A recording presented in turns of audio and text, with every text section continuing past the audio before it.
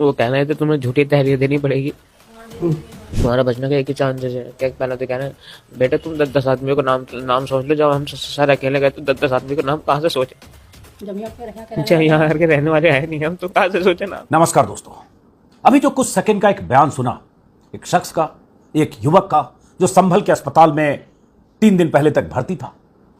उस युवक ने जो कुछ कहा, डरते हुए, रोते हुए, आसपास देखते हुए, उस युवक की जुबान से निकली बातें इस बात का सबूत है कि किस तरह से संभल में हिंसा के बाद जो युवक पकड़े गए, गिरफ्तार हुए, घायल हुए, अस्पताल में हैं, जिनका इलाज हो रहा है या पुलिस की कस्टडी में हैं, उन पर किस तरह से दबाव बनाया जा रहा है। एक लड़का जिसका नाम अजीम है, वो न्यूज लॉन्ड्री के कैमरे पर कह रहा है, अवधेश कुमार न्यूज लॉन्ड्री के रिपोर्टर हैं, उन्होंने बात की थी 3 दिन पहले, न्यूज लॉन्ड्री के कैमरे पर कह रहा है कि वो लोग कह रहे थे कि तुम्हें झूठी तहरीर देनी होगी। वो लोग मतलब पुलिस वाले, तुम्हारे बचने का एक ही चांस है, 10-10 आदमियों के नाम सोच लो। और वो लड़का रो पड़ता है कि जब हम यहां के रहने वाले ही नहीं हैं तो 10 के नाम कहां से सोच लें। और जब वो लड़का बयान दे रहा है कैमरे पर, मतलब उससे बातचीत कर रहे हैं अवधेश कुमार न्यूज लॉन्ड्री के रिपोर्टर, तो अस्पताल में, उस सरकारी अस्पताल के वार्ड के दरवाजे पर पुलिस वाले दिख रहे हैं। वो लड़का और उसके साथ जो उसके परिवार की 2 महिलाएं हैं, बहन है और मां है शायद, वो उसे ढाढ़स बंधा रही है और तब किसी ढंग से 2 मिनट या 3 मिनट वो बातचीत कर पाया है, क्योंकि उसे डर है कि पुलिस वाले जो वहां देख रहे हैं उसकी मौजूदगी में वो बोले कैसे कैमरे पर। इसी तरह से इस लड़के के बयान से अब कुछ कहने की जरूरत बच गई क्या? बीते 4-5 दिनों से बहुत सारे लोग, कुछ रिपोर्टर्स, कुछ सोशल एक्टिविस्ट, कुछ जो ऐसे पॉलिटिकल एक्टिविस्ट हैं और नेता लगातार आरोप लगा रहे हैं कि संभल में सर्वे के बाद, दूसरी बार सर्वे के लिए जो टीम गई थी 24 तारीख को, और जब सर्वे के लिए टीम गई थी और जिस ढंग से संभल की गलियों से जय श्री राम के नारे की गूंज के साथ सर्वे की टीम मस्जिद तक गई थी और अलग अलग चौराहों से गुजरती हुई लौटी थी, और उस दिन जो तनाव हुआ, जिसमें हिंसा हुई, पत्थरबाजी हुई, पुलिस की तरफ से गोलियां चली, वो सारी तस्वीरें हमने देखी है। बात यह है कि यूपी पुलिस यह कहने और मानने को तैयार नहीं है कि पुलिस ने गोलियां चलाई। कई दिनों तक इस पर छिपा छिपी का खेल चला। क्या ज्ञात लोगों ने गोलियां चलाई? उपद्रवियों की तरफ से ही गोलियां चली, पत्थरबाजों की तरफ से गोलियां चली, और आपसी गोलीबारी में वो 4 लोग मर गए, जिन 4 लड़कों के नाम लगातार 3-4 दिनों से सोशल मीडिया पर तैर रहे हैं, नईम, बिलाल, कैफ और अयान। हालांकि कुछ लोग कहते हैं 5 की मौत हुई और कुछ घायल हैं।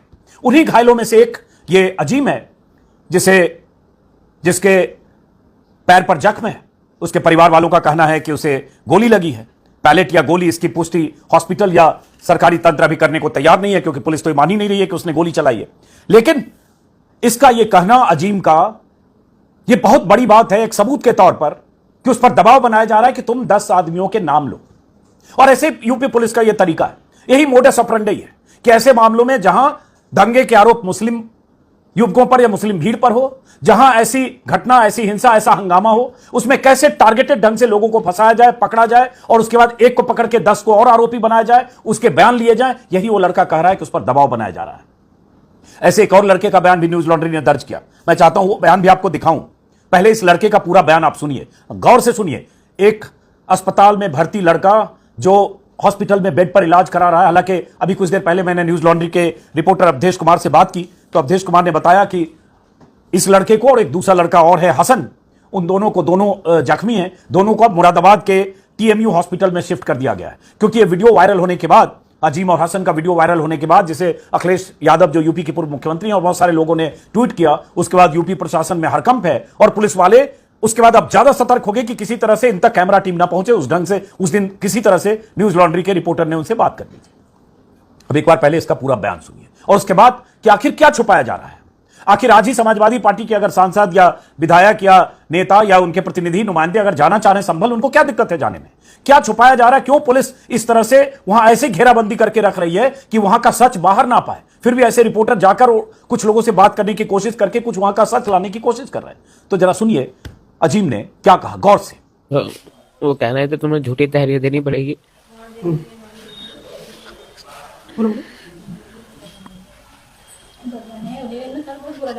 कोई नहीं, बोलो।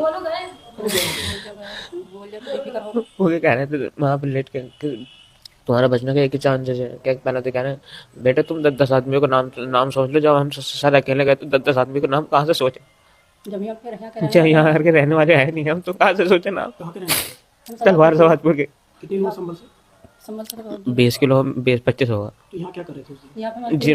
मजदूरी कराए हम यहाँ पे। यहाँ पे काम करने आए हैं काम तो हमसे बोलेगा, मैंने कहा सर हमें क्या करना पड़ेगा, आप जो बोलेगा हम वो करने के लिए तैयार है। दिखा रहे हैं, देखो बेटा बात ऐसी है, तुम्हें तहरीर देनी पड़ेगी झूठी, क्या करना पड़ेगा। तो बोले हम सर तुमसे लिखवाएंगे कि वहाँ हम गए काम से, वहाँ पुलिस फायरिंग कर रही थी और पब्लिक पत्थर बरसा रही थी, तो वो वहाँ पर पब्लिक के पत्थर लग गए। अजीम ने साफ साफ कैमरे पर कहा है कि पुलिस ने उसे कहा कि तुम्हें झूठी तहरीर देनी पड़ेगी और उसके बाद हम तुमसे लिखवाएंगे कि तुम तहरीर में क्या लिखो। अब अगर अजीम यह सही कह रहा है तो इसकी जांच कौन करेगा?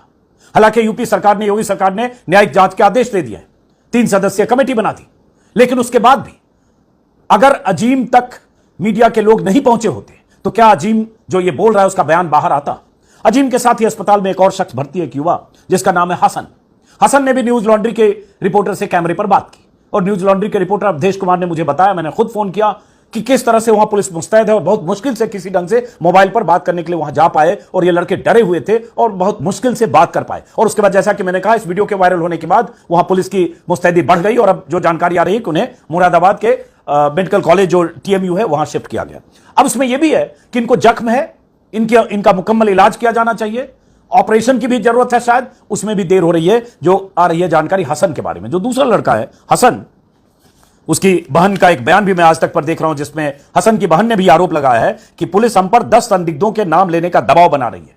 यह हसन की बहन ने भी कहा। इसका मतलब क्या पुलिस, जिन्हें पुलिस ने पकड़ा है, जो घायल हैं या जो पुलिस की गिरफ्त में हैं, उनको दबाव बनाकर पुलिस और लोगों का नाम दर्ज करवा रही है क्या?